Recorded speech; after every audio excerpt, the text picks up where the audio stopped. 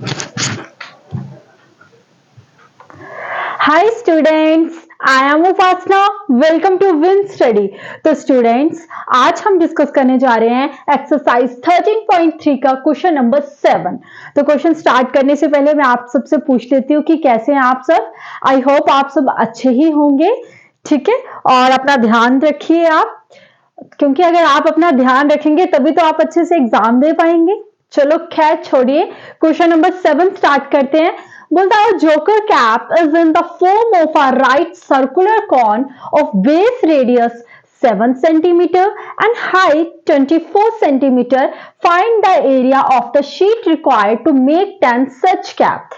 देखिए students, joker cap आपने देखी होगी किस तरीके से होती है। मैंने कोशिश करी है इस तरीके से, मतलब जोकर कैप होती है, ठीक है। मैं कुछ डिजाइन बना लेती हूँ, ठीक है। और बोलता a joker cap is in the form of a right circular cone of a base radius 7 centimeter and height 24 centimeter।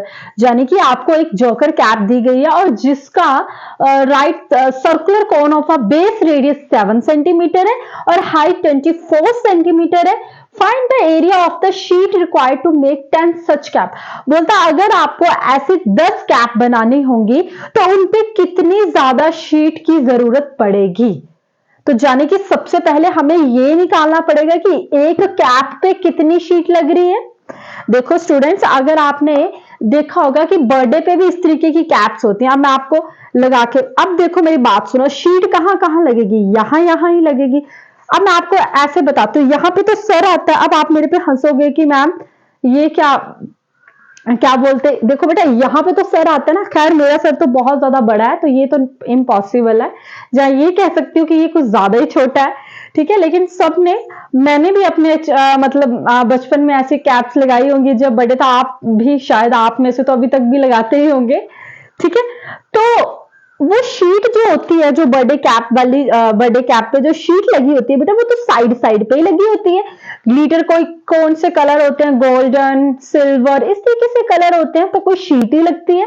लेकिन आपने हमेशा देखा होगा, लेकिन जो उसका अंदर का पार्ट है वहां पे कोई शीट नहीं लगती। अब जो 10 की 10 कैप है वो भी इस कैप की साइज की है, वही उनका रेडियस, वही उसकी हाइट, ठीक है। तो अगर आपके एक कैप का अंदाजा क्या आपको एक्यूरेटली निकालना है कि एक कैप का अगर आप एरिया निकाल लेते हैं बेटा और उसको 10 के साथ मल्टीप्लाई कर लेते हैं तो ऑब्वियसली आपकी शीट जितनी भी रिक्वायर, मतलब उसमें जितनी भी शीट लगी है वो निकल के आ जाएगी। लेकिन उससे पहले आपको एक कैप का तो निकालना पड़ेगा। सॉरी सॉरी, थोड़ा अभी तबीयत ठीक नहीं है ना, तो तभी तो कहती हूँ अक्सर कि मेरे साथ कॉम्प्रोमाइज कर रहे हैं आप लोग। ठीक है। तो अब देखो बेटा, अब जो शीट है वो सिर्फ साइड साइड में लगी है, साइड साइड में लगी है, अंदर तो नहीं लगी। और जब भी, एक तो ये गोलाई वाली चीज है, अब गोलाई की बात हो रही है यानी कि कर्व्ड, जब भी किसी गोलाई की बात होती है तो it means curved surface area. Total तो नहीं लगेगा क्योंकि शीट तो सिर्फ साइड साइड लग रही है, नीचे जो अंदर तो नहीं लग रही, ठीक है। तो यानी कि curved surface area of cone. अब आपको अच्छे से पता है कि जो कोन की शेप का curved surface area of cone होता है पाई आर एल। अब उसमें एक एल आता है और एल क्या होता है, आपकी स्लैंट हाइट होती है। लेकिन वो तो आपको क्वेश्चन में नहीं दिया कि स्लैंट हाइट क्या है। इट मींस हमें स्लैंट हाइट निकालने को मिल सकता है, तो इसमें भी कोई बड़ी बात नहीं है। मैंने आपको स्लैंट हाइट भी निकालने बताई हुई है कि कैसे निकालते हैं। चलो खैर करते जाते हैं। अब देखिए, जो चीजें आपको गिवन है पहले तो वो लिख लीजिए। गिवन रेडियस, मैं ना जोश में भूल ही जाती हूँ कि मैं बीमार हूं, और फिर क्या होता है कि ज्यादा लाउडली बोल देती हूँ एक्साइटमेंट में और फिर खुद का ही हो जाता है ना। Given radius is equal to 7 centimetre और हाइट कितनी है 24 सेंटीमीटर। आपको स्लैंट हाइट चाहिए ही चाहिए, जिसको किसके साथ डिनोट किया जाता है बेटे, एल के साथ। अब एल निकालने का फॉर्मूला क्या होता है, आर स्क्वायर प्लस एच का स्क्वायर। अब आर का स्क्वायर मतलब क्या है, 7 का स्क्वायर प्लस एच का स्क्वायर मतलब 24 का स्क्वायर। अब 7 का स्क्वायर क्या होता है 49, 24 का स्क्वायर क्या होता है 576। वैसे होता है 24 का स्क्वायर 576, बट मैं मल्टीप्लाई करके बता देती हूँ आपको।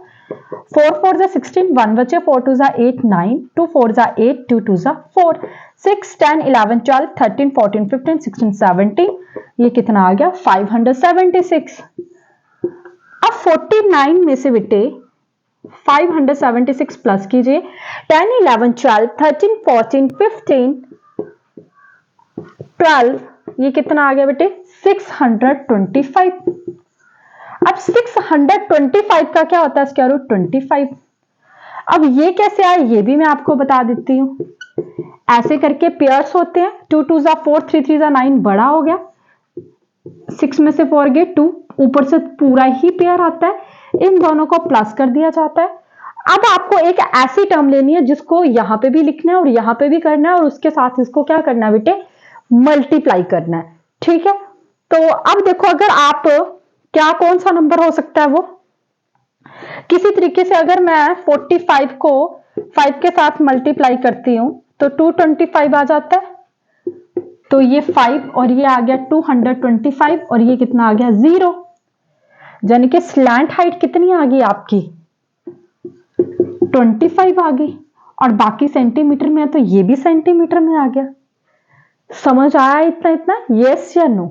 ठीक है, तो आप इतना इतना नोट कीजिए, मैं क्वेश्चन इरेज कर देती हूं।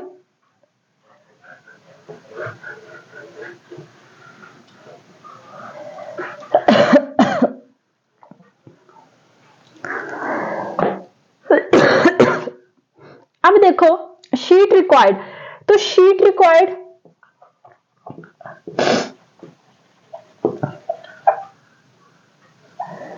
तो देखो curved surface area of one cap, जो शीट है वो ऐसे साइड साइड में लगी होगी, यहां यहां लगी होगी।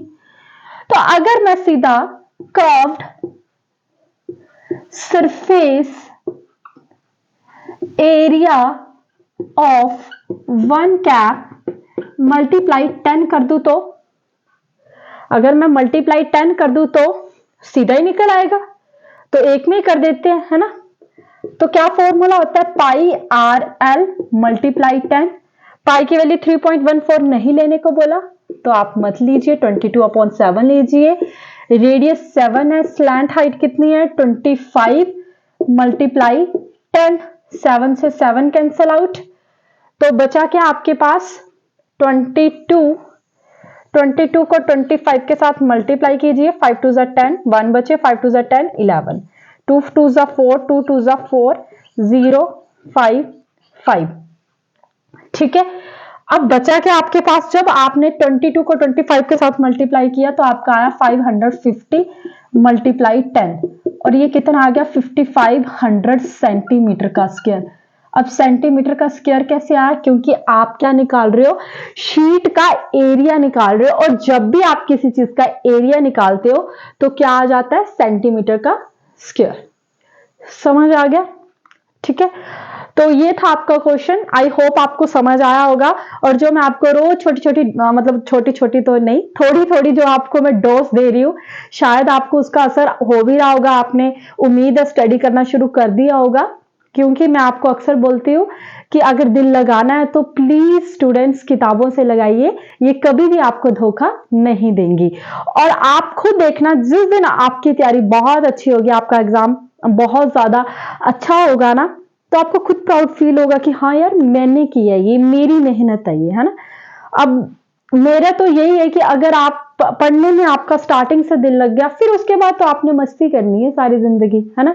जिसने इस टाइम मस्ती कर ली फिर वो पूरी जिंदगी हार्डवर्क करता रहता है, और जिसने इस टाइम हार्डवर्क कर लिया, अभी 9th 10th अपना बेस यहीं से चलता है ना। मैं कितनी बार आपको बोलती हूँ कि आपको ये नहीं सोचना कि आज इस बार बोर्ड नहीं है, ये सब बहाने होते हैं, और स्पेशली कल पे तो कभी भी डिपेंडेंसी रखनी ही नहीं है, ना ही आपने अपने फ्रेंड्स के साथ, हाँ घूमिए सब कुछ कीजिए, लेकिन फर्स्ट प्रेफरेंस हमेशा स्टडी को दीजिए, क्योंकि स्टडी ही एक ऐसा प्लेटफॉर्म है जो कभी भी किसी मतलब आपको कभी भी ये नहीं लगेगा कि यार मैंने क्यों पढ़ा, मुझे कभी अगर आपने पढ़ा तो आपकी मेहनत का फल आपको ज़रूर मिलेगा।